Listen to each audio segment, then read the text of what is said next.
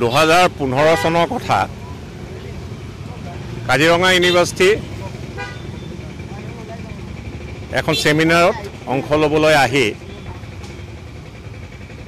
Doctor Subramaniam স্বামী ডাঙৰীয়াই প্ৰেছৰ আগত কিছুমান বক্তব্য দাঙি ধৰিছিলে।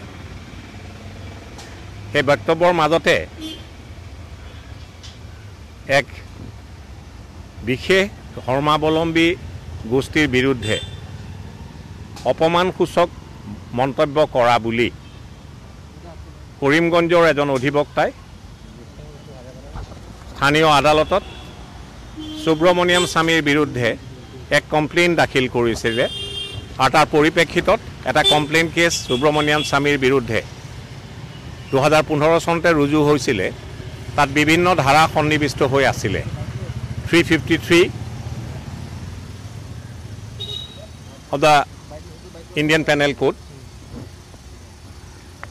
295A of the Indian Penal Code, 504 of the Indian Penal Code ইত্যাদি ইত্যাদি বিভিন্ন ধাৰা সন্নিৱিষ্ট হৈ আছিলে।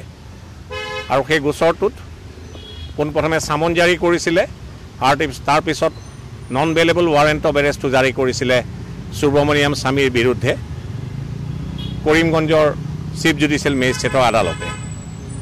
পোনপ্ৰথমে সুব্ৰমণিয়াম স্বামী ডাঙৰীয়া সুপ্ৰিম কোৰ্টৰ দ্বাৰস্থ হৈছিলে আৰু সুপ্ৰিম কোৰ্টে সুব্ৰমণিয়াম স্বামীক মহামান্য গুৱাহাটী উচ্চ ন্যায়ালয়ৰ দ্বাৰস্থ হ'বলৈ সেই সময়তে নিৰ্দেশনা জাৰি কৰিছিলে আৰু তাৰ পৰিপ্ৰেক্ষিতত তেখেতে এখন ৰিট আবেদনৰ জৰিয়তে গুৱাহাটী উচ্চ ন্যায়ালয়ৰ দ্বাৰস্থ হৈছিলে আৰু তাৰ পিছত গুৱাহাটী উচ্চ ন্যায়ালয়ে 2015 চনতে এই গোচৰটোত স্থগিতাদেশ জাৰি কৰিছিলে। পূৰ্ণাংগ শুনানি নৱেম্বৰ মাহৰ 11 তাৰিখে গুৱাহাটী উচ্চ ন্যায়ালয়ৰ মহামান্য ন্যায়াধীশ মনীষ চৌধুৰী মহোদয়ৰ আদালতত সম্পূৰ্ণ হয়। আজি ৰায়দানৰ বাবে দিন ধাৰ্য কৰা হৈছিলে আৰু মহামান্য ন্যায়াধীশৰ আদালতত আজি 1 নম্বৰ আইটেম হিচাপে জাজমেণ্টৰ খিতানত এই গোচৰটো তালিকাভুক্ত হৈ আহিছিলে।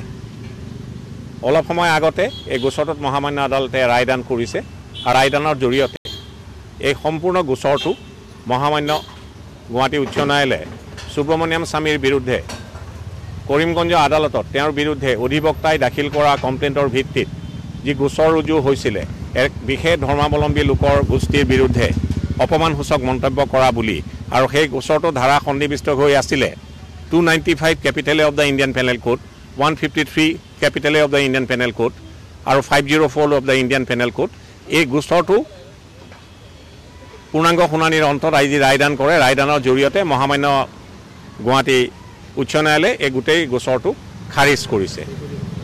মূলতঃ খাৰিজ কৰাৰ মানে ইয়াকে সূচায় যে তেওঁৰ বিৰুদ্ধে কৰিমগঞ্জ আদালতত আৰু কোনো গোচৰ যি অপমানসূচক মন্তব্য কৰা বুলি কৈছিলে সেই সন্দৰ্ভত যি গোচৰ ৰুজু হৈ আছিলে সেই গোচৰটোৰ ইতি পৰিছে আৰু কোনো গোচৰ আজি তাৰিখত সুব্ৰমণিয়াম স্বামীৰ বিৰুদ্ধে কৰিমগঞ্জ আদালতত চলি থকা